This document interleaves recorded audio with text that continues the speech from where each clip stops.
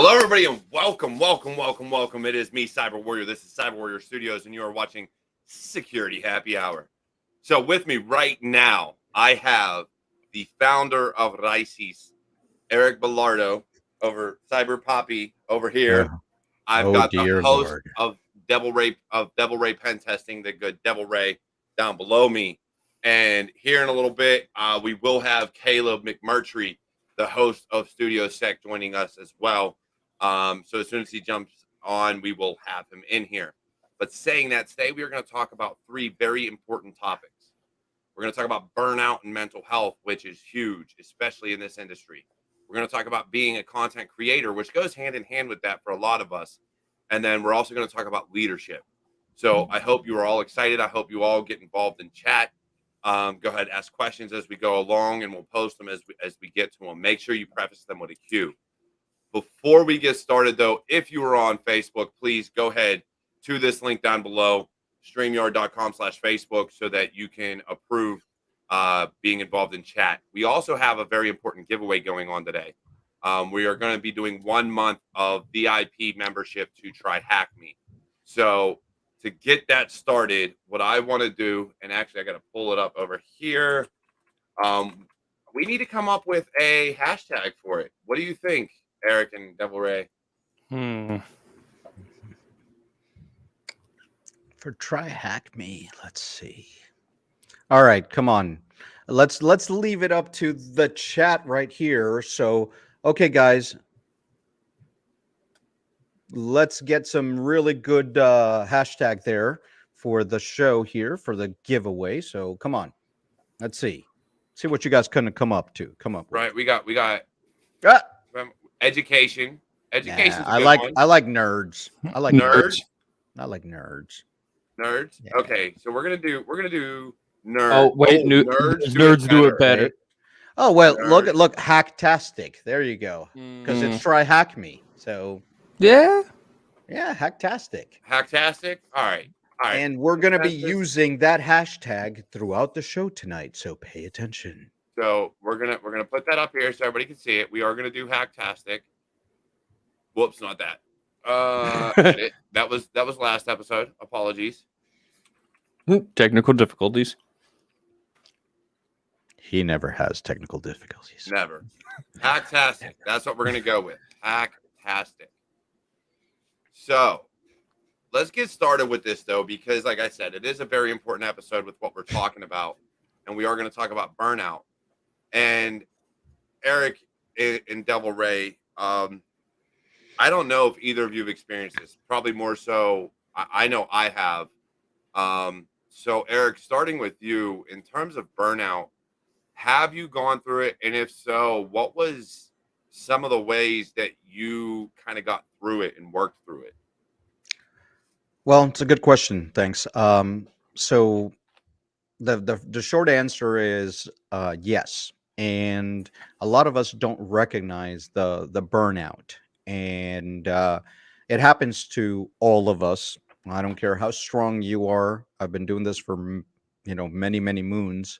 And so you get to a point where either your health starts suffering or your mind starts suffering, and you got to guard against that. And one of the best ways for me to deal with it is just step away for a second, get your mind in the right headspace, and work through the issues that are giving you that burnout. It could be home, it could be work, it could be your leadership that is above you, the pressure at work, the different pressures that you're having in life. And the best way is, take a mental health day, take a mental health break, talk to somebody that's been through it, and get some help. That's some of the strategies that I use. Some of the other strategies that I use, believe it or not, is just a little bit of meditation, a little bit of time off, a little bit of just nature. And it is very sneaky, as Mary said. It's a very, very sneaky bug that hits all of us at some point. Yeah, definitely. I completely agree. It's something that I never thought I would go through because I love what I do. I've always loved being in security.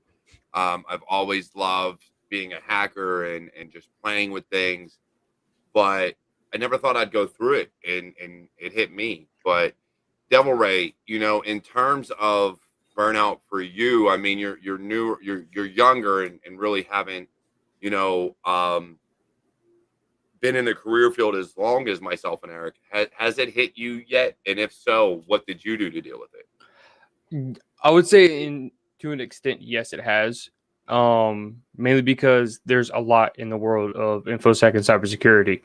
And I know whenever I first started with my bachelor's degree, I didn't know what I wanted to do. So it took about 3 years of college to finally figure out that, hey, I actually enjoy hacking. And then whenever I was taking my course for the CEH through my college, I deep dove into it. Well, I dove so hard into it that I burned out early and I didn't pace myself because I was up doing college until midnight and then practicing and learning things about hacking until 2 o'clock in the morning and then proceeding to get up at 5 o'clock in the morning to go to work. You can't do that every single day. You can't do that even on the weekends. It just doesn't happen. And for me, I quickly burned out. A year into hacking, I stopped. There's a period to where I'd stopped. I didn't log in to try hack me, hack the box. I didn't even look at my computer for a week. And it took that week off of no Twitter, no nothing. I didn't even touch my computer for video games. Something that I do constantly now is if I'm getting burned out, I go and do something completely separate from InfoSec. So it's definitely something that can sneak up on you no matter what your experience level is. So it's just something that you have to keep an eye on and be self-cognizant of. If you're starting to struggle through things, take a step back, look at yourself and be like, okay, I might need to take a day to myself. Yeah, definitely. And again, I think, it was it was last year, right before COVID came around. I was actually going hard with Hack the Box every day. I wanted to get through all the boxes on there on top of my full-time job and everything else I was doing. And then shortly going through that, I had started working on developing this channel.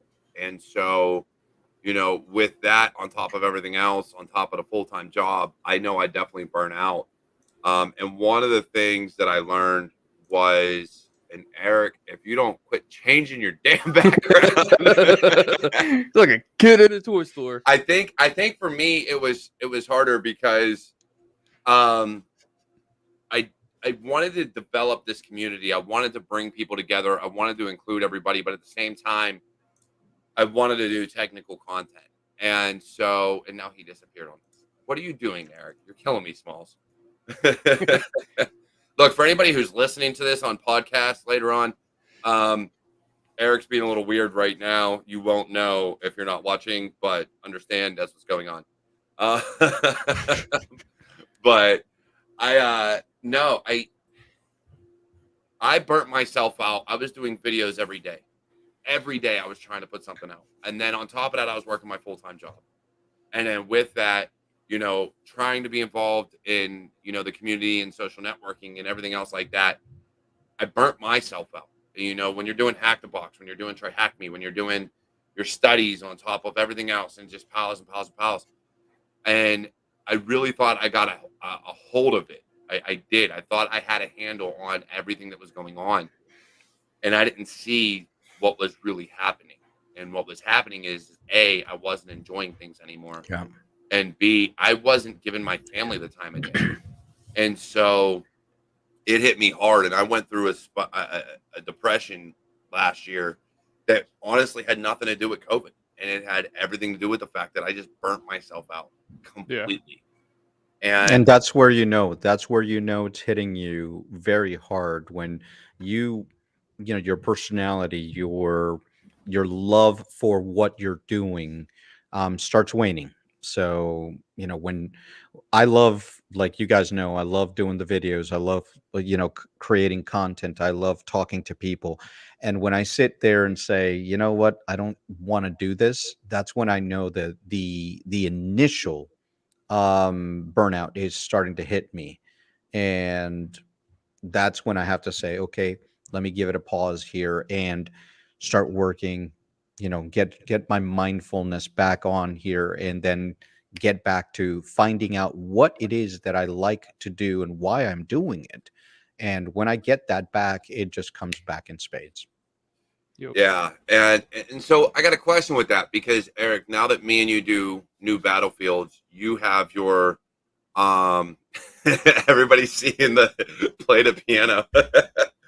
you have you have your news briefs that you do when major news breaks, which I'm actually looking forward to some news that should be coming out shortly with some of the recent things that have been going on, knowing what you've been dealing with. But I'm sure we've got some news coming down the line. How do you cope with being a content creator plus doing your full-time job, and how have you been able to manage that? Because I personally understand how hard it can be. So how do you manage it? Very, very badly. So I'm not alone. Okay, cool.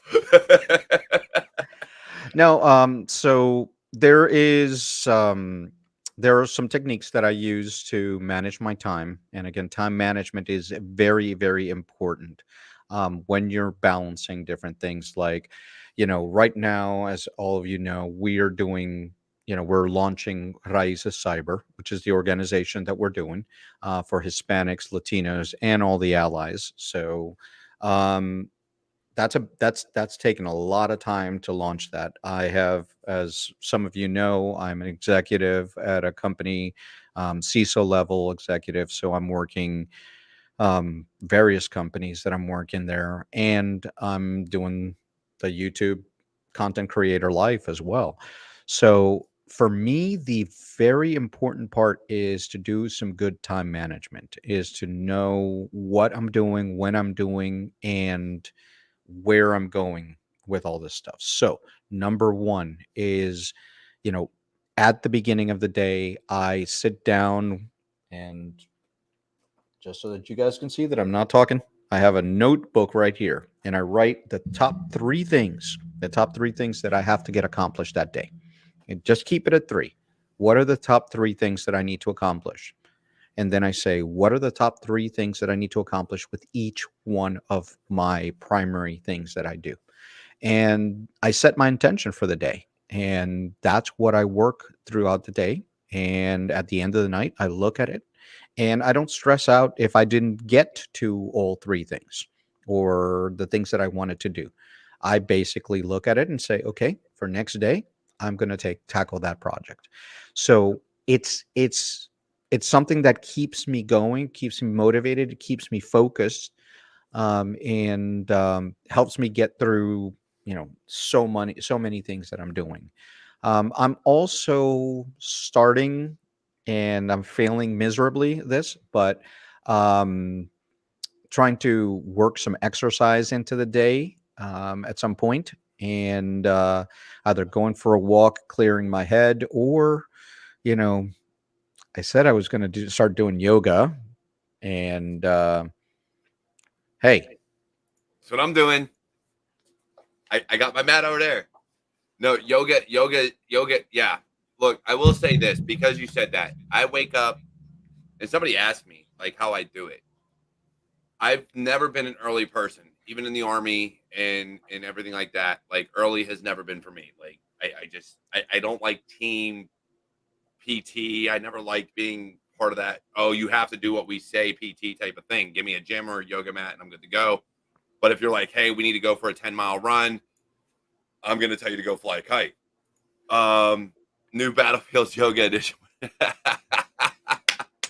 so I wake up and I will say this. Papa pose. There you go. I wake up at 4:30 every morning, or at least I try to. The days I don't work out in the morning, I might sleep like an hour later. But generally speaking, I try to wake up at like 4:30. and I'll do my workout. I'll do DDP yoga, which I've been tagging on Twitter, which is funny enough. They've actually been liking my tweets, so that makes me happy. And then I'll go get a shower and be ready for my day. But I've found the earlier I wake up, the better. As long as I work out that day, I feel better and accomplish more.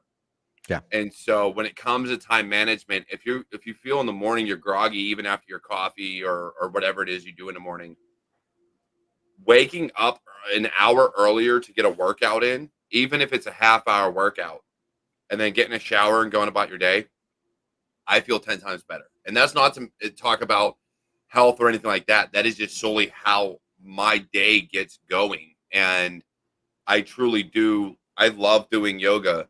Granted, sometimes I wish DDP would shut up and just get on with the exercise, but I enjoy it because my back's jacked up, my shoulders are jacked up, my neck's jacked up, and being able to do these things and get through a work day after feels great. Whereas when you're doing just weightlifting or strength training, sometimes you just feel exhausted even after a workout.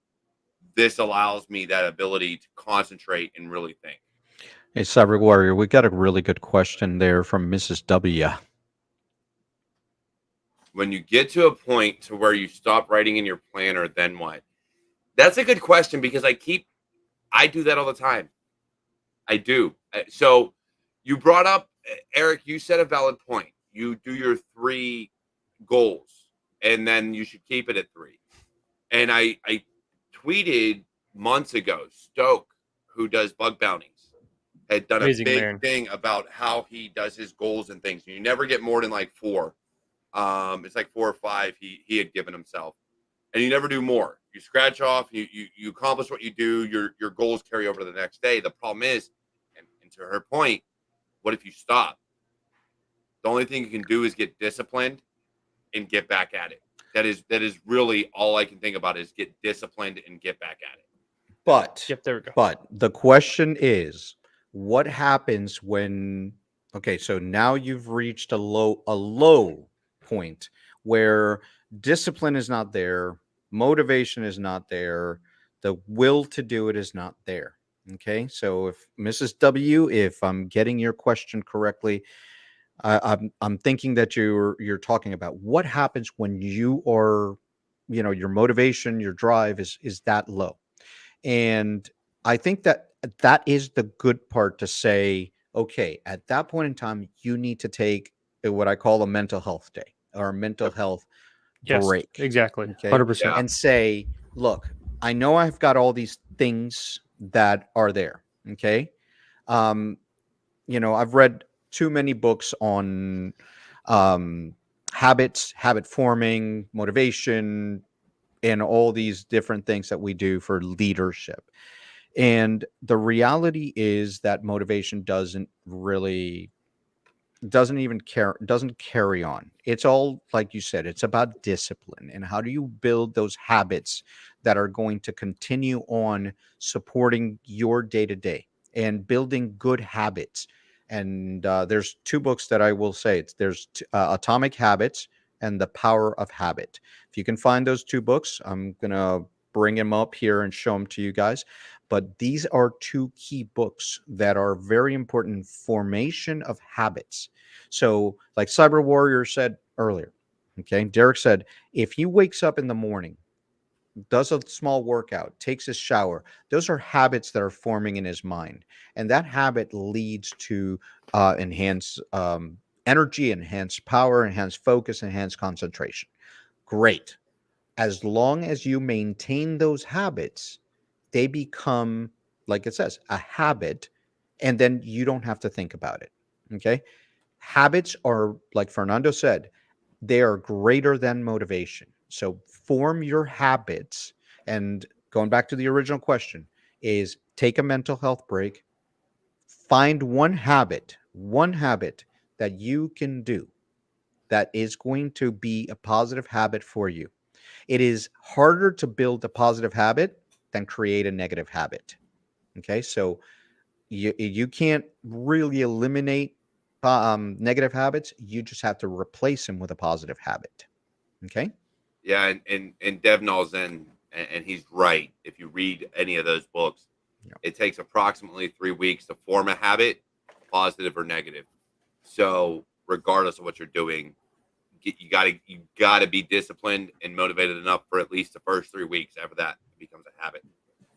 But saying that, look, I want to thank Caleb for being able to jump on and join us.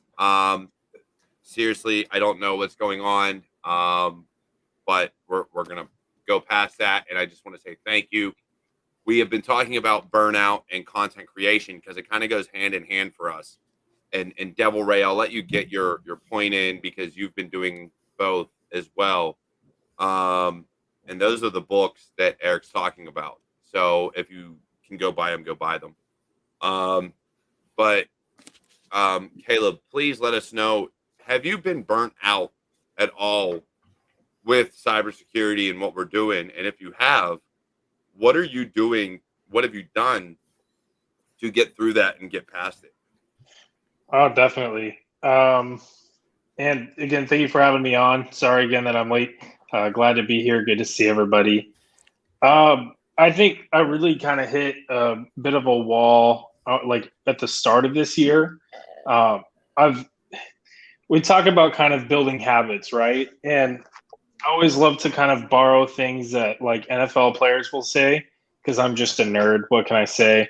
And one of the things that they really hit on is the routine, like the routine, and once they get into a routine, then they're able to just kind of get wins going. And so I feel like one of the things that, just trying to read the header of that book, but it's reversed. Yeah. Reading backwards there. But one of the things it's been a challenge with having like a YouTube channel and having a job, and then of course like all the other stuff that's going on, is like kind of adjusting routine and finding that comfort zone. And so I think one of those things that kind of led to burnout was struggling to hit a routine and struggling to hit that stride. I think consequently, one of the things that has helped me with that is by getting into a routine. In the past couple of years, I've kind of had a few, life changes, like moves and stuff like that.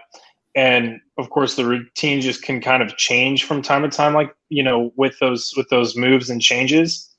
And so I'm still kind of right now trying to find the new routine after the latest move, but yeah, I can't agree more about the routine and the habits.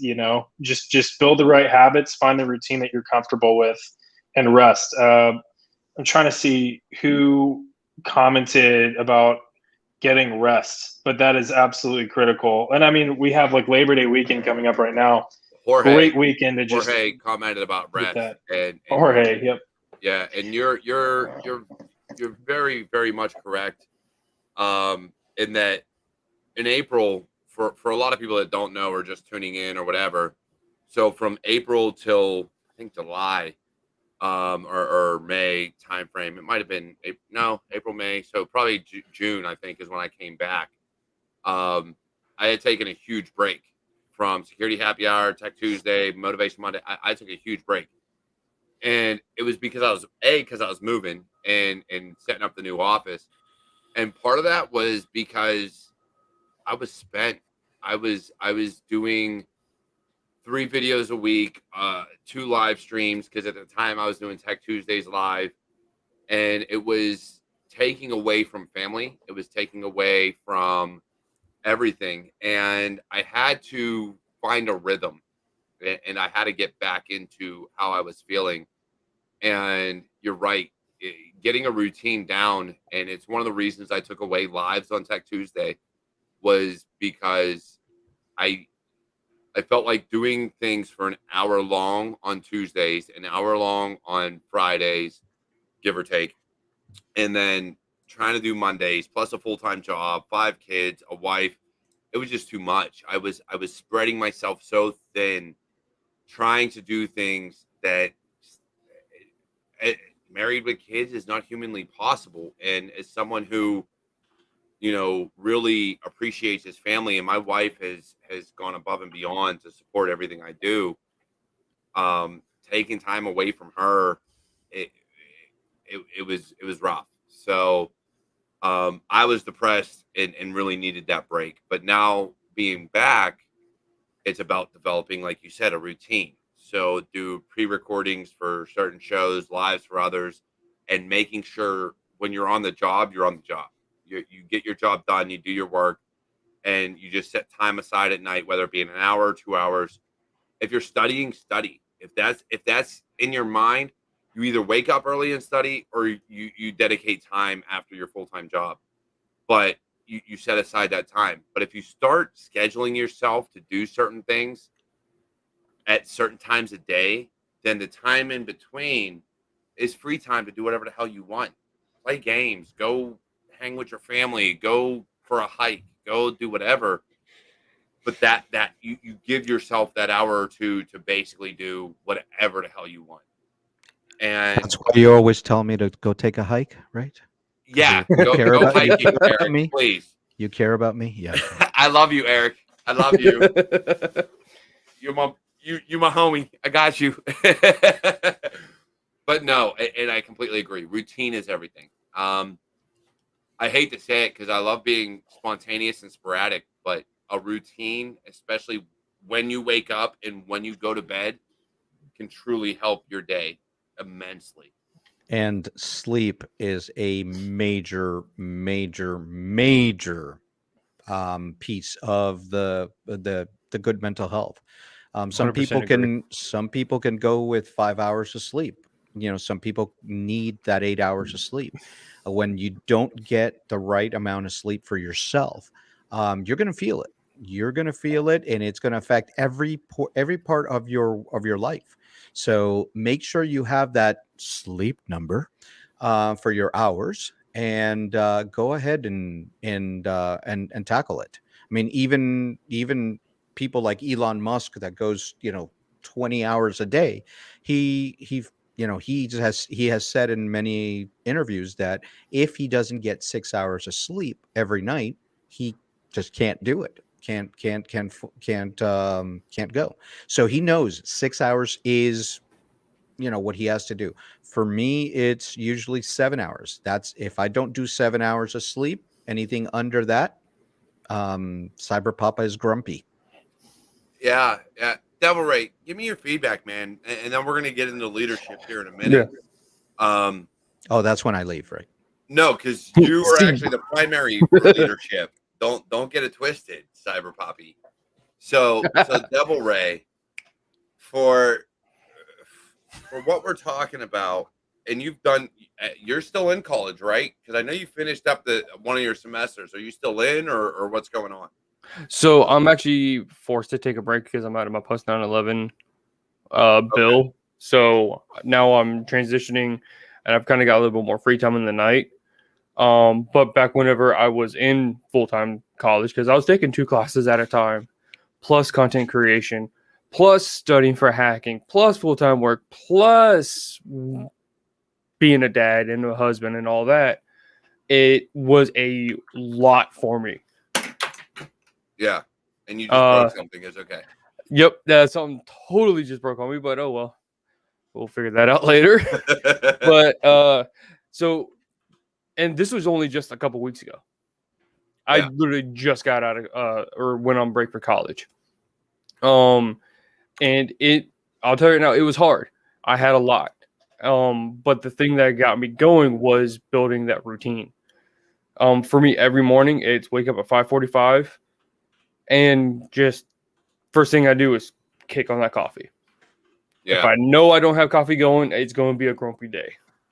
But I get up, get dressed, and then I immediately help with getting the kids ready either for the day or for school. And usually by about 7 o'clock, I'm out the door. And the one thing that I've done recently in the past couple of months that has actually helped me out is I'll actually listen to motivational speeches. Yeah. That every morning, I don't care whether I'm having a good day, bad day, or indifferent day, I have a playlist that I listen to every morning. And I've got to the point where I repeat it to myself as I'm driving. And there was someone, I forgot, let me go back. It was words equal action, action equals habits. I forgot who said it. Where was it at? I want to give credit to whoever said it. It was on the YouTube side. I'll find it here in a minute. I've been trying to do that on my Motivation Mondays. Find motivational quotes that I can credit to other people. Yes. But for me, that was the thing that helped me out, because what that does is it gives me in that mindset of, okay, I'm awake, I'm going to work, do the things I got to do at work, and then set time aside for everything else. Whenever I get home, I take the time to cook dinner, because I'm the one that cooks dinner in my house. I come home, I immediately go into doing dinner. That is my time between driving and cooking. That's my time to decompress from work. We eat dinner, and then I relax with my family. Once they go to bed, then that's me time. Yeah, my motivation's always, you're good enough, you're smart enough, and doggone it, people like you. Let's see if somebody in the chat tell me who said that. You know, I'm with you on that, and my thing comes down to, I said it when I first started Motivation Mondays, is you have to find what motivates you, whatever it is. And I have family, I have kids, I have a wife, I have friends, I have supporters, but I will never be happy, truly happy, until I don't have to tell my kids no because of money. And so I keep going, and I keep pushing, and I keep driving, and I keep trying to do better. So that's my motivation. That's what keeps me going. That's what keeps me at it. But everybody's different, you know. Not everybody has a family that supports them, which is sad, but it's true. Yep. And I don't even mean a spouse and kids. I just mean a family in general. Some people grow up in really crappy families, and it's just the way life is. Yep. And so they don't have that support structure. And so I really think that's another reason why I do what I do and support everybody that I can, is because I know that not everybody has that support system behind them. So I really hope that by supporting others and really trying to lift everybody up and motivate them, that we can get past a lot of these pitfalls that we have. And I'm hoping that with that, the burnout will cease eventually for people, because they'll learn to take a break. They'll learn to take a rest, to take that mental health day. Yep. Look, I, along with a lot of other companies out there, have started, like the company I work for has unlimited PTO, and people don't want to take that PTO because it's unlimited, and they're like, oh, I can't take a day off. No. Take your fucking days. Take at least a week, a quarter. Every quarter, take a week off. Put Fernando's message up. That is on point. Come on, just click on. There we go. Click the button. There you go. Click the button. Come on. That's it. There we go. Motivation is what gets you started. Habit is what keeps you going, and that is so true. By the way, so true. By the way, Devil Ray, any motivation playlist has to include some Jim Rohn. So please look it up and put it in there. I will have to look at my playlist to see if I do have them, because it's usually one song and it's multiple motivational speakers going through. So I'll have to look and see who's credited in those playlists. And make sure you use hashtag Hacktastic if you want to get on. Try HackMe's 1 month VIP membership. All right, folks, let's do a hype train right now. Everybody type in hashtag Hacktastic on the chat. Come on, I want to see it. Let's see. Everybody that's there, come on. I've only got 5 drawings so far. It's kind of upsetting. Ay, caramba. What? Yeah. That's Devnal Zen, I see you on Twitch. Hashtag Hacktastic. You better enter it, because oh, there we go. I know you as there we go. Well There's so the choo-choo right there. Let's go. Hype. Let's do it. But so unlimited PTO. Why is the older Sky being the pitch man here, the hype man? Let's see. On the topic of PTO, that seems like a racket to not have PTO. A company needs to cash out. Look, here's the thing. I understand why people think that way, and I do. I get it, because people earn PTO. They never take a day off. so they want to cash out when they leave a company. Here's my thing with it, and I'm gonna touch on this, and then Eric, I hope you touch on it because we're gonna get into leadership here in a short time. Unlimited PTO for me is to force people to take time off, because now you're not saving days because you're planning on leaving a company and you're going to cash out. It is forcing people. Guess what? You're not going to get paid back for leaving. So you might as well take those days whenever you can. And the companies I've worked for, and I can name them, Presidio, Trace3, and the current company I work for, which is CISO, and I love it. The CISO is one of the best organizations I've ever worked for. I don't throw that out often, but you can look it up on LinkedIn. You know where I work. Take time off. Unlimited PTO is a beautiful thing because it forces you to take time off because you're not saving up time to then cash out and leave an organization. It cannot be a driving factor for you to leave because you have no loyalty and you're just looking for money. If you're looking for money, go ahead and leave, but you're not going to cash out on an extra paycheck. But it forces you to take that time off. That's my opinion, is that it forces you to look at it. And as long as your organization that is offering unlimited PTO, if your boss takes time off and their boss takes time off, you're going to take time off because you're like, oh, wait, nobody. All right, I'm going to take my week. I'm going to take my week this quarter, the next quarter, and the quarter after because everybody else is. So as long as the organization does it, then you'll do it. But it's a company culture thing. It Okay, is. so here's the, there's been a discussion on the chat about, and what you mentioned, unlimited PTO versus paid PTO. Okay, so yes, when you cash out of your PTO at the end, that's a perk, if you will. But when you have unlimited PTO, and this is something that affects people in the Western world, US mostly, it's the whole concept of taking time off can be seen in some organizations as negative, or the whole concept of, if I take time off, will somebody step in my shoes or do this or do that, and will I get left behind? And so that's kind of a lot in a lot of organizations. That's kind of how you get programmed, if you will. And it, yeah, like you said, it makes you look weak when you have to take some time.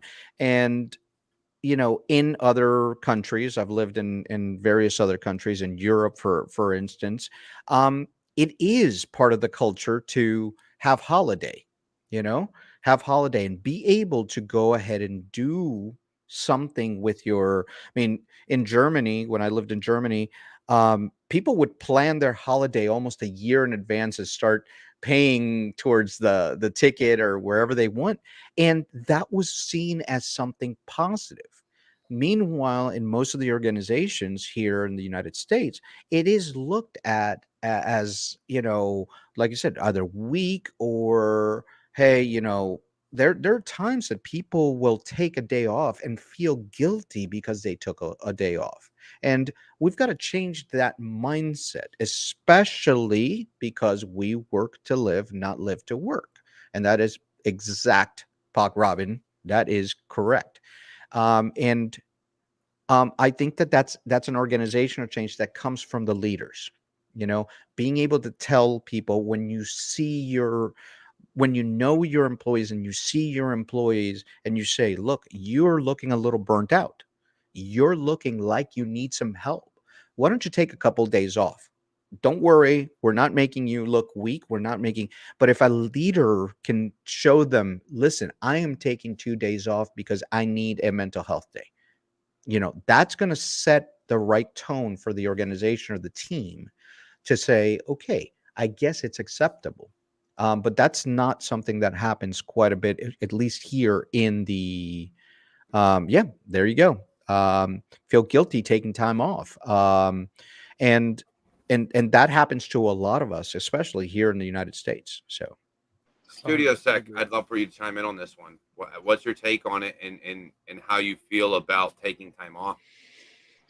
Yeah, I mean, this is a challenge for me, especially.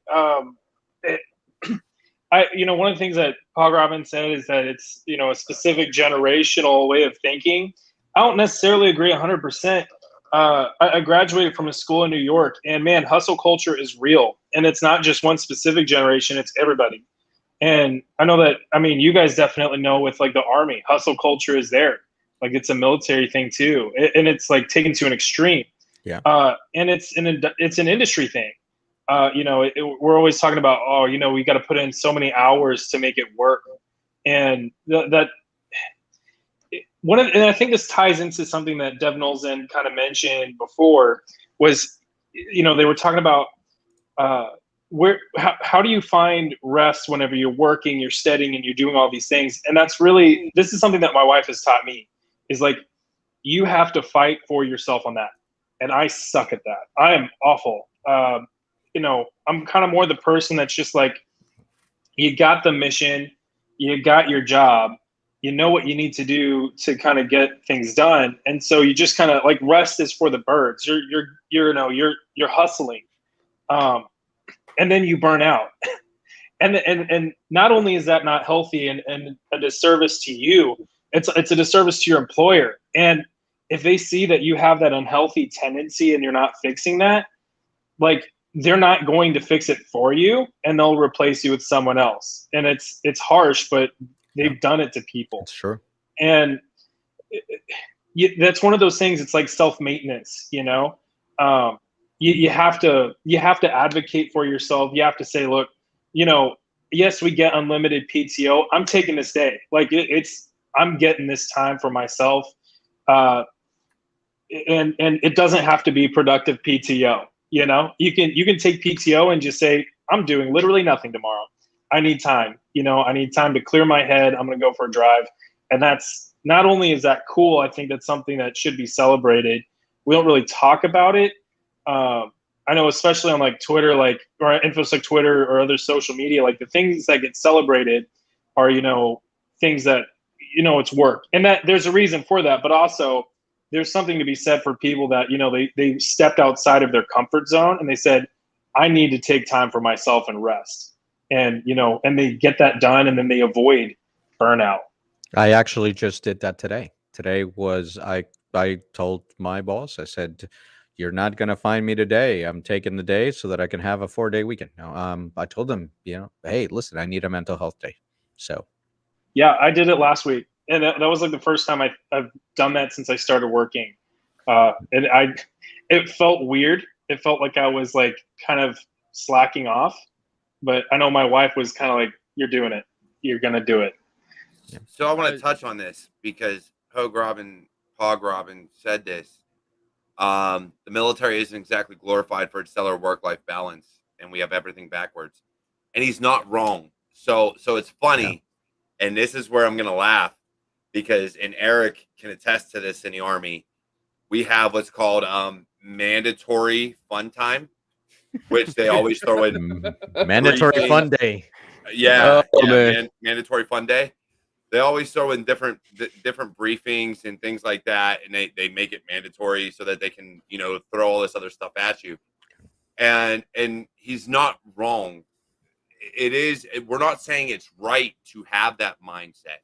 We are saying that it's just a mindset that's been ingrained, is that you have to keep going and going and going and going. So to say it's right, I'm not going to say that. I'm just going to say the hustle culture isn't just part of the military. It isn't just part of the U.S. It is just something that culturally and emotionally a lot of us do. We constantly hustle and move and push and go and go and go, and we don't take into account our mental health. So I'm going to put this up here. How you avoid feeling guilty when taking a break. I will tell you right now, I'm going to let all these people touch on it before I step away for a second. But I will say this. I felt guilty for years, whether in the Army, in the Air Force, or in my full-time job. It wasn't until last year when I went on vacation, I finally cut off all notifications. And I decided when I went on vacation, it was family time. And in December, when it was our holiday season, I killed everything. I didn't get online. I didn't get on social media. I didn't get on YouTube. Nothing. I killed it all because it was a mental choice I had to make for my mental health, for my family, and for everything else. Guess what? The job can fucking wait. If it is a holiday, if you have your weekend, if you take your PTO, fucking take it. Step the fuck away. Take your time off. 100% agree. I actually recently just did that. No kidding. This past Wednesday, because I was on quarantine because my wife had to get tested for COVID. Luckily, she came back negative, but she still had to go to the doctor to figure out what was going on Wednesday. I told the unit that I work for, I'm like, look, hey, Wednesday, I'm taking a day off. Sorry, I'm out. Don't text me, don't call me, don't do anything. And I, no kidding, turned my phone off. I have a house phone that only my wife has, so if she needed me for emergencies, she can still get a hold of me. But no one could get a hold of me work-wise. And did I initially feel guilty? Hell yeah. Because I'm the one that loves to help people. That's in my nature. If someone comes to me and say, hey, I need help, I'm going to help them to the best of my ability. But there are times to where you need to take those breaks. And for me, Wednesday, I took that break. And I literally sat on my couch, watched TV with my son in my arms all damn day. And it was the best day of my life. Second best day. Yep. So don't always feel guilty. It's okay to feel it, maybe a little bit, especially if it's in a... You know what? Never mind. No, don't feel guilty. No. Don't. Enjoy your time off. You earned it. That's the reason why it's there. Caleb? Yeah. Go ahead, Caleb. Yeah, and I want to say that to kind of double back on something you said, Eric. Like, I think you hit the nail on the head that leaders create culture, and they can continue culture, and that's kind of where hustle culture comes from. Is even probably good leaders, all things considered, they learn that themselves, and they just kind of perpetuated it down. It just kind of continues like that. So that's why you get new leaders that are like my age that are just kind of coming in and starting out. But what they learned was hustle culture, and that to them is real. No one kind of shook them out of it, and it just kind of continues on. As far as feeling guilty, yeah, I mean, I'm with Devil Ray on that. Just, you earned it. Just take the time. Gotta have it. You can't spell loss without LT. That's right, Caleb. It's All right. true. All right. So I am going to answer this question of how not to feel guilty with one sentence. Allow yourself to take the time. Give yourself permission to not feel guilty and to rest, because a rested soul accomplishes more than a tired, stressed, going crazy type person. So allow yourself the time to say, I'm worth it. I need this time. And just say to yourself, I need this time. It's for me. And have that in your heart, and the guilt will melt away. Yeah, All right. and for honestly, and Dev knows then it's not meant to be condescending about those that don't have a work-life balance. Understand, I lived for years where I even on leave from the army, my cell phone was on. I was still calling people. I was still making sure the job got done. I was still doing these things in the time that it was supposed to be for me and my family. So it's not necessarily condescending. It is just trying to help people understand that you need that work-life balance when you can get it. Certain career fields don't allow for a good work-life balance. There's doctors. I got a buddy that's an ER doctor, will do 12s, 24s, 48s. I know for a fact this happens. I know working for an MSSP that you'll get called at 0300 and be told, hey, there's a ransomware event. We got to act on this now on a Saturday morning. These things happen. So I understand that. And it's not to be condescending. It is that when you take your PTO, and you must take PTO, whether it's once a quarter or once a year, you have to take time for yourself. It'll help your mental health. It'll help you physically. It'll help you in every which way. You got to do it. So it's not to be condescending. It's not understanding that, it's not possible. It's the fact that it is possible to an extent in certain career fields where you just turn off the phone, turn off the internet for a week, even if it's once a year, and take that time for you. Do what you That's love. correct. Be with your family, be with your friends, be by yourself, whatever it is. And that's really what it is. Just do it. Mm-hmm. Yeah. So let's move on from this a little bit. Let's talk about leadership. In that, I've seen some great leaders. I've seen some shitty leaders. I've seen bosses. I've seen managers, and then I've seen leaders. There's a difference between them all. Let's start with Devil Ray, who's working, going to college and doing, content creation, all these different things. With leadership, what do you look for in a leader? What do you look for in someone that you truly want to actually work for? So for me, when it comes to for a leader, it depends on what the event is or what the task is. Like, for example, I work for a military unit as a contractor. I just found out the one person that I didn't always agree with was actually the one that was being the leader for me behind the scenes. And here's why. He recently became an assistant director of operations. He started becoming that leadership role. And he started looking at me. Never told me. He just started looking at me. And he realized that I was doing too much. And the one day that I was in the office this past week, he pulled me aside. He goes, "Hey, I'm not trying to degrade you. I'm not trying to top rope you. I'm not trying to do anything. But we've noticed, and especially me, I've noticed that you are doing too much. You're going above and beyond, which we appreciate, but we're taking over." Warning signs for burnout. Exactly. And that was the next, no kidding, next sentence was, "I see that you're burning out. You are constantly on your phone. When you are not doing something, you are checking out mentally." There are times where people will say, "Hey, Steve," and I don't recognize that they're talking to me. And he came through and was like, "Look, we're taking over these aspects of your position. We're not looking to fire you. We just know that you need help."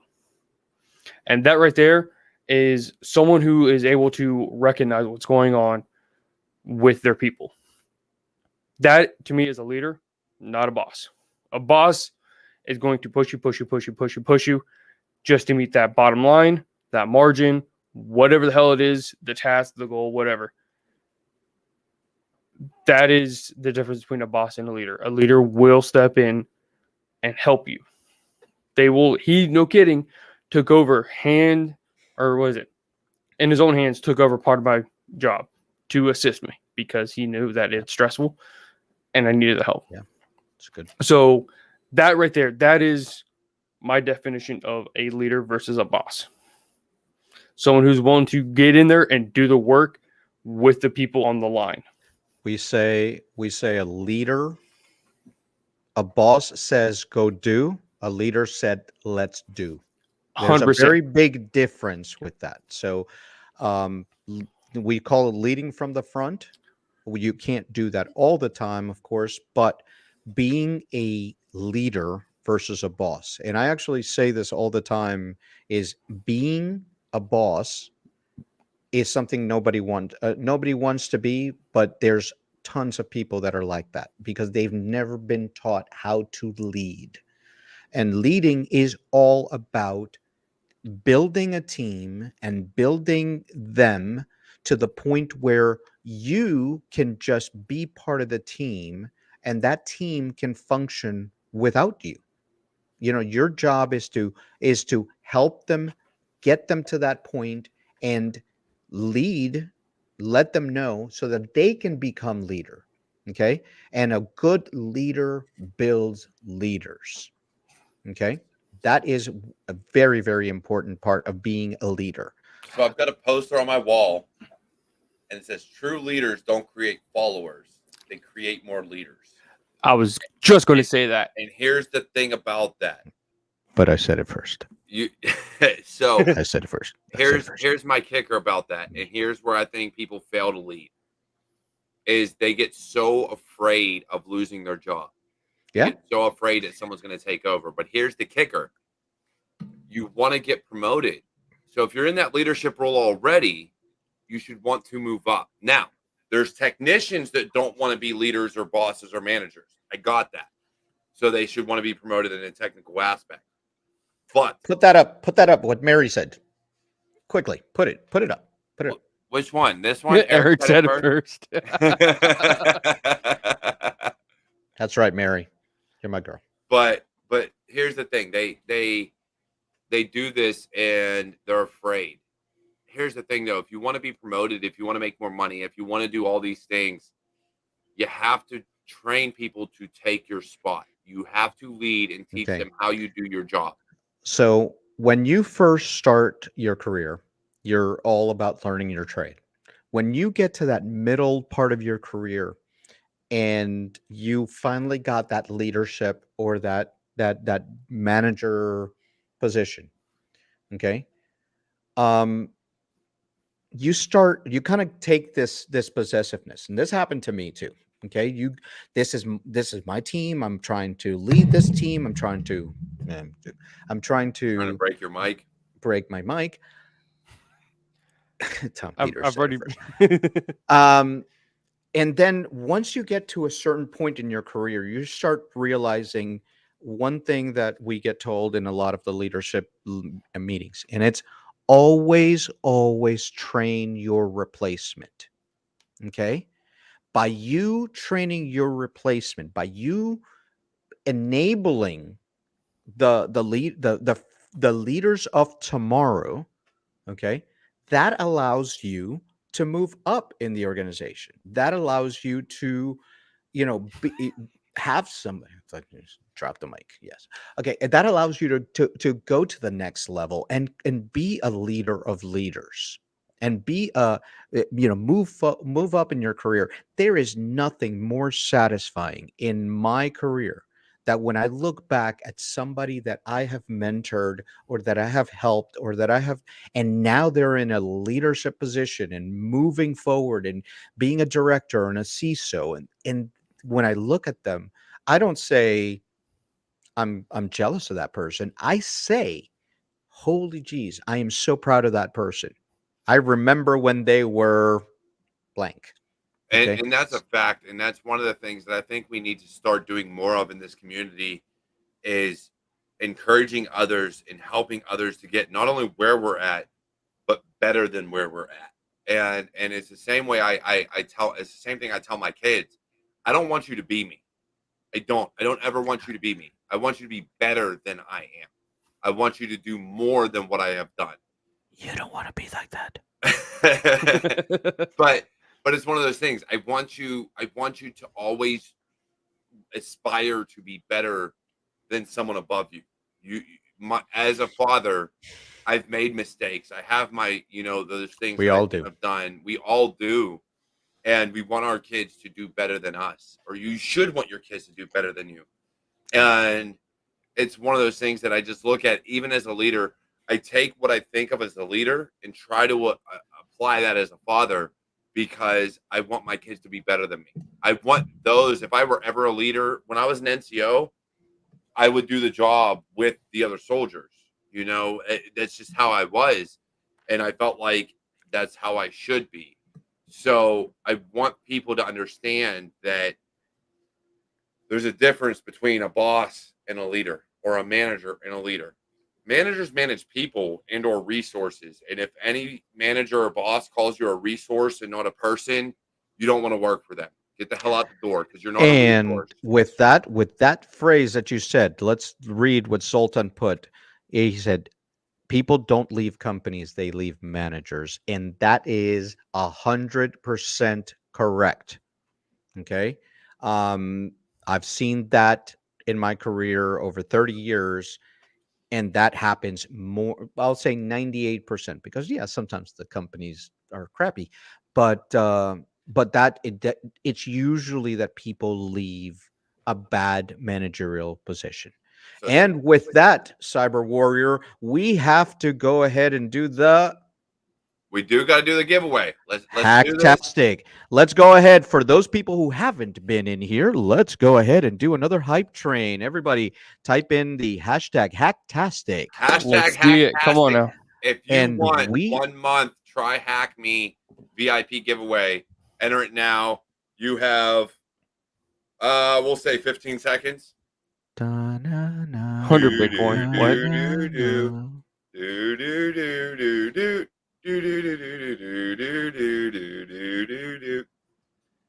Please don't do that again. All right, I'm on fire. I'm on fire tonight. You are. You're All on right. fire, man. You're smoking it. All right, we got That's- 16 entries. Let's see who wins. Let's see. 1 month VIP for Try Hack Me goes to. Oh, it's Hey! RKO. There we go. Woohoo! Congratulations. I know who you are, so I'll send that to you if you want to give it away again, or if you want to use it, feel free. I know, But yes, I know who got you you. are. I'll send you that link. You're good to go, brother. You live. I know where you But are. yeah, I completely agree. I think this industry has got a lot to learn.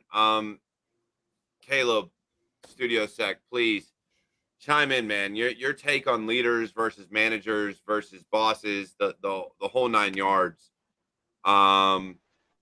What's your take on it, man? Yeah, I feel like this is one of those things that like I kind of love learning more about, but the more I learn, the more I'm just like, man, this stuff that's hard. One of the things that he was a master on at the time, but he taught me that leaders are lifetime learners, and they're always learning, and they're always looking for, people to mentor and teach them, and they're not excluding people from that list. Like for instance, like a lieutenant colonel learning from a sergeant, like that's kind of crazy, right? But that's absolutely great. That like you got to learn from your NCOs.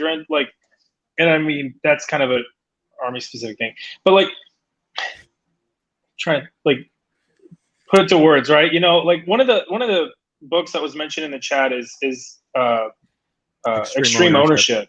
Yeah, great book, and it's one of those things that it's like that kind of can illustrate how difficult that can be, where you're thinking about the secondary and tertiary effects of like your decision making. And while you're doing that, you're also factoring in the people like, Double Ray and Eric, you guys were talking about. And yeah, and exactly, like right on with that comment, like, you're also being a good follower. And even if you're not in a leadership position, you're being a good follower, but you're still taking, you're considering those secondary and tertiary level effects. But Caleb, you hit it on the head there. You don't have to be in a leadership position to be a leader. Mm-hmm. It's kind of like a superficial thing, leadership position. Like, what does that mean? Like, we're all actually like, really in reality, we're all in leadership positions. You know what I mean?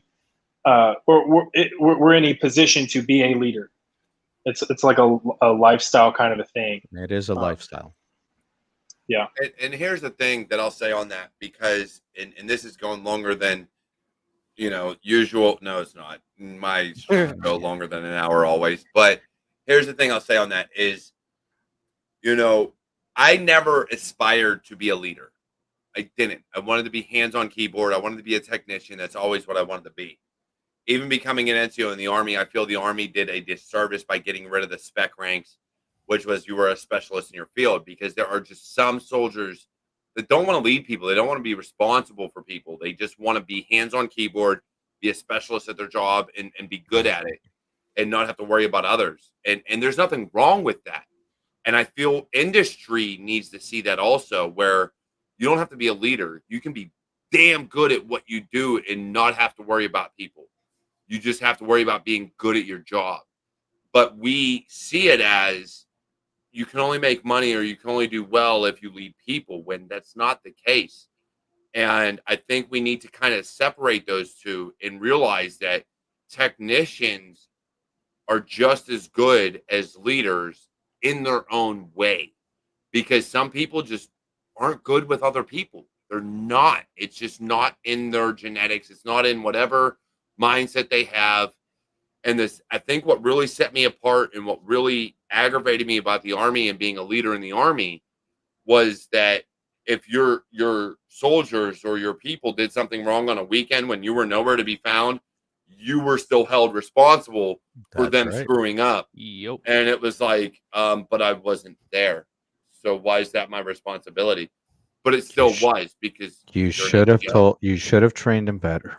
Right? That's hey, don't drink and drive. Call me if you drink. Hey, I'm gonna get a DUI real quick. As like from logistics, it's like that word that kind of raises the hair in the back of your neck is accountable. Like, oh, you're accountable for that person. It's like, yeah, oh no, it's scary. But again, in 0x4RKO said it validly.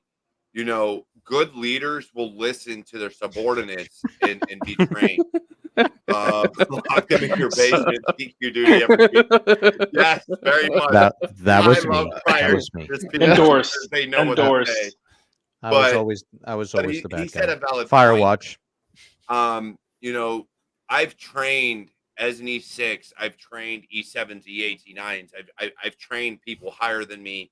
I've trained people lower than me.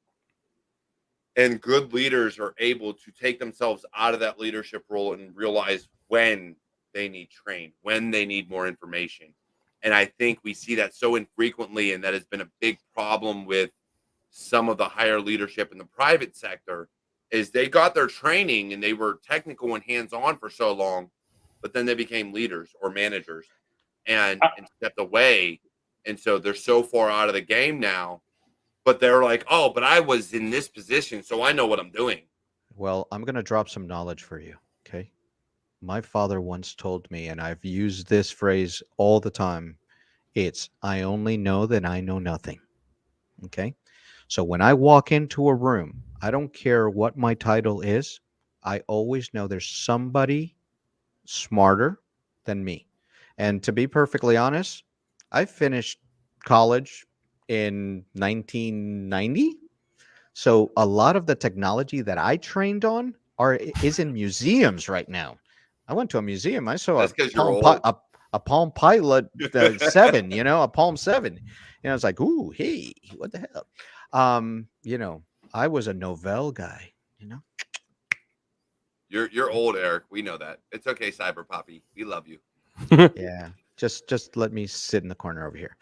All right. So yeah, just know, guys, that is that out there, there's always somebody that is better suited, better trained, better.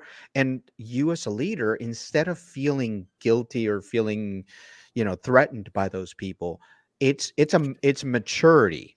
It's maturity. It's leadership maturity, is knowing that, hey, that person is an expert in that field.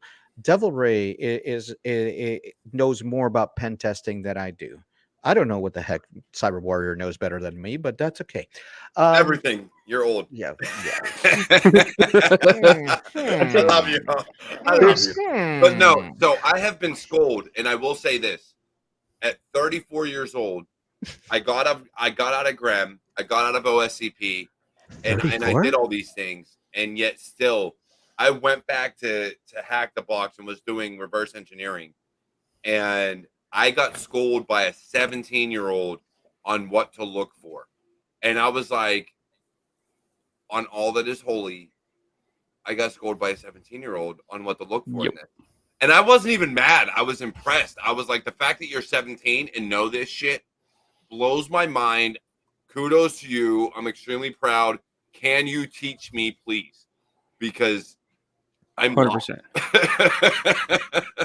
You get 100%. schooled by an old man all the time. You guys have been really kind of. It happens all the time. What you got, Caleb? I really agree with what you guys are saying. One of the things that I think, Eric, I think you mentioned is that it's a maturity thing. I can't remember who specifically just said that, but humility is I such a said big it thing. first. And like, I said it first. yes, you said it first and stuff. Yeah. But like, acknowledging whenever you're wrong and addressing that. And, the term, like, the buck stops here. Like, you have to be that person that's willing to just, it doesn't even matter. And it's kind of like, like the previous example of, whenever somebody messes up over the weekend, like, you're the accountable person. It's not your fault, but the buck stops with you. You got to handle the situation because you're the leader. Like, that's what you can't offload it to somebody else. And like a great case study with cybersecurity this year is, and I'm not going to name the company unless y'all want to, because, why not? It's happy hour. A large company that kicked off the year with a massive cyber attack and then blamed an intern. Do it. For the Do it. Drop it. Name drop. Drop it. Do it. Drop it. Drop it. Yeah, sun, I don't know, dust, something like that. I don't know. Something. But, like, Why did you leave that password in there? Yeah, like, where you have, like, someone that is the head honcho and they're offloading blame to somebody else. Like, that is the opposite of leadership. That is not leadership at all. And a leader would never consider doing that. I blame Devil Ray all the time. So. 100%. I get it all the time in Signal. Yeah. Yeah. No. Solar breezes. Never. Solar breezes. Okay. Solar So. breeze. Anyway. But yeah, so I just want to say It's easy breezy, baby. that leadership is very important, and I gotta say that it is one of those things that I am very, very proud of who I work for, and I'm very happy with who I work for. And again, if you didn't catch it earlier in the stream, I'm not going to name drop them now. Go ahead, look on my LinkedIn, you can find it. But very much so, it is more of a leadership role. They take time off, they take their days, they encourage research, they encourage involvement in the community. And Hey, Cyber Warrior, let me interrupt you for a second and say, look who just jumped onto the stream. who? Somebody from all on the other side of the world. Cyber Lola. Oh, Hey. she's here. Good to see her. Always good to see her. But I just, for leaders that don't get involved and aren't hands-on, it's frustrating.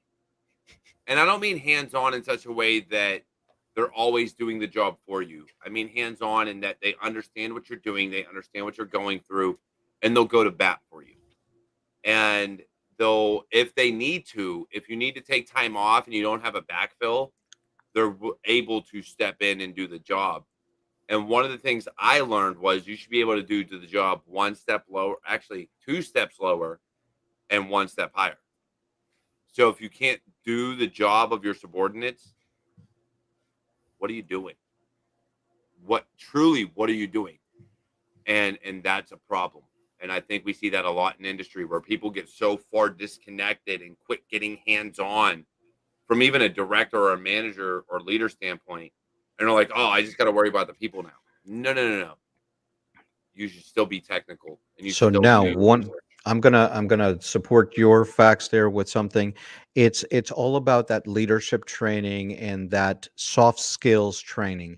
And now for my plug of the night. So in Raíces Cyber, the new organization that we're building for Hispanics, Latinos, and all the allies there. One of the things that we're going to do under the education pillar is the soft skills training and the leadership training and the mentorship in leadership in cybersecurity, because that's something that is very much needed. We've got a lot of really good technical people in the industry, very, very good people.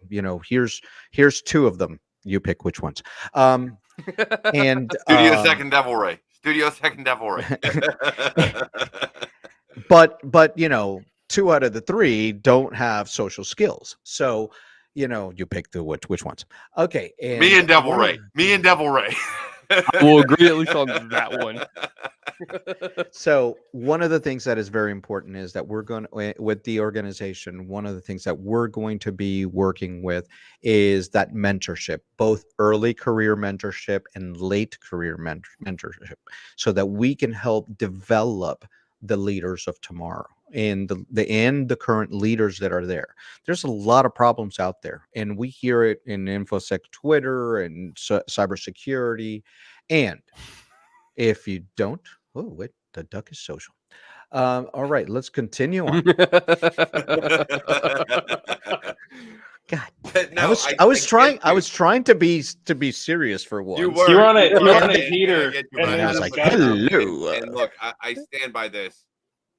Look, here's the thing: is there's so much we can do in industry. There's so much further we can go, and what Eric has going for him on Rices is, I keep rolling the R. All right, leave me alone. You can give me a class on it later. Okay, we'll talk later. What was that about soft skills? Okay, Fernando, por favor, Fer- tell Fernando your boy, told me tell in a- your in a boy heartbeat. how to pronounce raíces. Okay, there you go. Raíces, Raíces. raíces. Ay, Dios mío. Okay, God, you're Raíces killing me, Cyber Paul. Org. And that's on Twitter at Raíces Cyber Org, and our website www.raicescyber.org. Yes, very, very much so. I look, here's the thing is leaders are needed everywhere. We need people that understand two below, one above.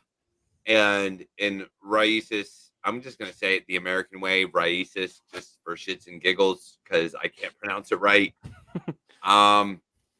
Look, I love everybody here. I love everybody that's tuned in. At the end of the day, look, you do you. Burnout is real. Leadership is real. Content creation is a bitch. So, regardless of what anybody tells you that it's easy, it's fucking not. Go look up Shannon Morse. Go look up Davin Jackson. Go look up any of these other content creators. It's not an easy gig. It is not easy to do. And I really hope that people truly take a look at it. And when you're doing content creation on top of your full-time job, which guess what? It's still cybersecurity. It is really easy to get burnt out. And it is very easy to not realize it. Yep. And so you're so intent on helping the community and bringing content to others that you become blind until your body and your mind finally gives way. So understand those that are here, Eric, Devil Ray, Studio Sec. It happens. We all go through it, and we all try to help the community as best we can. But it is not something that is done lightly. It is not something that is done easily. And don't be afraid to reach out to somebody and call each other and support each other. Because when we are all down, we talk to each other. We support each other. We use, I'm sorry, we're going to bring in some more military stuff, but we use the buddy system. We reach out to each one and say, "Are you okay?" It is okay not to be okay. Very much so, and I was hoping my Till Valhalla shirt would be here today. I was gonna, advertise that because, whether or not you're religious, it is null and void. Till Valhalla is something that a lot of people in the military believe in, and that is something that we say because guess what? You're gonna die a warrior no matter what. And that's why you are the Cyber Warrior, and this is CyberWarriorStudios. Exactly. And I will die a warrior, whether on a keyboard or with a gun in my hand or a knife. I got them all. It doesn't matter. And everybody, don't forget, hit that like on this video right now. Yes, so let's please do that. Let's please. hit that like button. Smash the like. I see 15 viewers and I'm 11. not seeing the 11 likes. Yeah, Come on, okay, someone's slacking on the likes. Oh, We got man, 15 there's- viewers and 11 likes. There's 4 people going for it. I hadn't done it, so Yeah, click You're that. slacking. CyberWarrior, if we have time, there was a question from It's Owen. You might have to scroll up to get to it, but it's kind of an interesting one. I'd like to hear your guys' thoughts on. Oh yeah, let's see. Is this it? Yes. Did leaderships you learned in the military? Oh, stick that's with a you when you good one. 'Cause transition, or did you have all to- four of us can chime in on that. Oh man. I'll let Studio Sec go Stop, first. stop. The answer is yes. That's it. Speak for Did the- yourself. Yes. Did the leaderships you learned in the military stick with you when you transition? I will tell you that I left the military in 2000. And 2021, I am still using some of the military leadership skills that I used. Yes, you have to learn new styles, new techniques. Every team you manage, every team you lead, every team you do, you have to learn how to manage that team. Remember the foundations of team building. Okay, forming, storming, norming, performing. Did I get it right? I got it right. You heard it here first. So each team that you're managing, that you're leading, that you're doing, you have those techniques that we learned in the military, how to lead, but you also have to remember that you're not leading soldiers. You are leading professionals. You are leading people, and it's a different type of leadership, but it is so hard to wean yourself off the military stick. All right. That's why 20 years later, I still salute every time. and so for other veterans, Studio Sec, you go next. Well, I mean, I kind of had this more for you guys, just because I'm reserves. I never really did that kind of transition from Yeah, he's a active weekend- duty. He's a I'm a weekend warrior. weekend guy. That and I'm a dirty, nasty, butter bar. So I don't know if I'm the guy for this question. I appreciate it though. You cannot spell lost without LT. LT. This is Yup. true. This is very true. And so for me, yes, a lot of it stuck with me. As an NCO, as somebody that was a non-commissioned officer, I took a lot of that with me. And I took a lot of I am responsible for those under me. I took a lot of I'm responsible for training those above and below me. I'm responsible for people.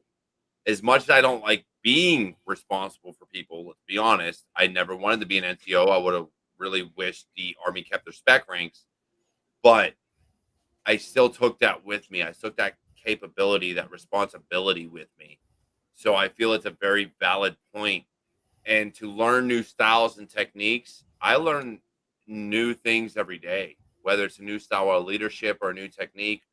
I'm all open, and I think the different organizations I've worked with have been very much able to teach those things. Devil Ray, you work for the Air Force still, so what say you, homie? So I will speak on my active duty days, and for me, I learned what not to do. It's sad to say, Yeah. it really is, but the supervisors that I had, the NCOs that I saw, there were some great NCOs, and I wish they were above me, and they were the ones that were my mentors in the military. But the ones that I got, they taught me what not to do. And Yep. again, it's hard to say, but those lessons I've carried on. Don't discount those lessons either, because Agreed. what not to do is as valuable as what to do. 100% agreed. 100% agreed. Of course, because I And said it. but I've actually applied those lessons even as a contractor nowadays. I will speak up for if I see that one person trying to say something in the room. They're sitting there trying to get a hold of the DO or the flight commander or whoever. I will say, hey, that person has a question, because in my opinion, I never had a voice whenever I was active duty. I made it to as far as E4. That was it. And so not to cut you off, but Yeah, go for it. because we have this thing here from Miss W, take some leadership courses after the military. Yes. Yes, Eric. Oh yeah. Take leadership courses every single time that you that you can. Okay? Studio If you Sec. don't take leadership courses, read about leadership, live leadership, and remember that leadership is lifelong. And for those of you that tell you that leadership is this high up position, it is humility. That's it. The true leader learns humility, not how to be a boss, not how to be the big guy, or big girl or big person. I don't care. Just, just humble yourself. That is the most important part. Studio Sec. Anything to add? Yeah, I mean, just to echo what Eric just said, leaders are readers, right? I don't know if anybody here in the chat or on the stream right now are history buffs. I feel like some of you guys might be history buffs, just a guess, right? But I mean, I love those guys. Reading, case studies from history, different military leaders that you'll see. That's one of the reasons I love football, because you can find like leaders in a locker room and kind of see the way that they conduct themselves. It's always going to be different from kind of the non-leaders of a locker room, and you can learn from that even passively. Yeah, and also same thing with Double Ray. The amount of time that I've spent on non-reserve status was in TRADOC, and same thing. Learned a lot about what not to do. Yep. And just like what Eric said, don't discount it. Excellent lessons. I've learned. I mean, it's probably a 2-to-1, 3-to-1 ratio on like what not to do versus like what to do. What to do, learn from just excellent leaders I've been lucky enough to be around, and then what not to do, mostly from people in TRADOC, which is like the training department, I guess, for people that aren't aware of what that is. But yeah, I mean, I can't agree with you guys more on that. Yeah, definitely. So look, I got to cut this off. Look, guys, everybody that's been watching, thank you for joining once again. And coming up this Thursday, we have new Battlefields. Me and Eric will be going once again, co-hosting new Battlefields with some amazing guests. I don't even know who you got lined up. Eric, who you got lined up for this Thursday? Do you even know? I'm hoping we've got a really good show with about 6 people coming in. So Oh, wow. Stay tuned for that one. It's going to be amazing. We've got for the next 3 weeks, we have some amazing lineups. I'm going to be dropping some hints on Tuesday on this. So please, please, please go ahead and subscribe to this channel, CyberWarriorStudios, or Please. go navigate to mine at Eric Belardo Cyber. Look my name or look at New Battlefields and go ahead and subscribe to that channel. And don't forget our friend over yonder. There you go, Studio Sec. So go see his channel as well. Links are going to be in the description here. So yeah, for sure. I will add all those YouTube links in the description. I didn't add the YouTube links yet. They will be there. But you can follow us all on Twitter. You can follow us everywhere. I'm on Facebook. I'm on YouTube. I'm on Twitter. I'm on TikTok. Everybody else's links will be down in the description as far as LinkedIn and Twitter. And I will add the YouTube links down there as well. Please catch Double Ray pen testing on Wednesdays, Tech Tuesdays on Tuesday, Motivation Monday on Mondays. Studio Sec goes live on occasion, as well as post videos. Down there, good old Eric and Cyber Poppy does and new Cyber Battlefield. Panda, we were talking about doing a hot tub Cyber Warrior security happy hour. So please follow us on OnlyFans as well. All right. So it would be hilarious. But look, we got a lot of big things coming. We got a lot of big things going. Please go ahead, hit that subscribe, hit that like, hit that alarm bell to know every time we go live. And without further ado, please enjoy the rest of your weekend. And I will catch you all next week. Take care.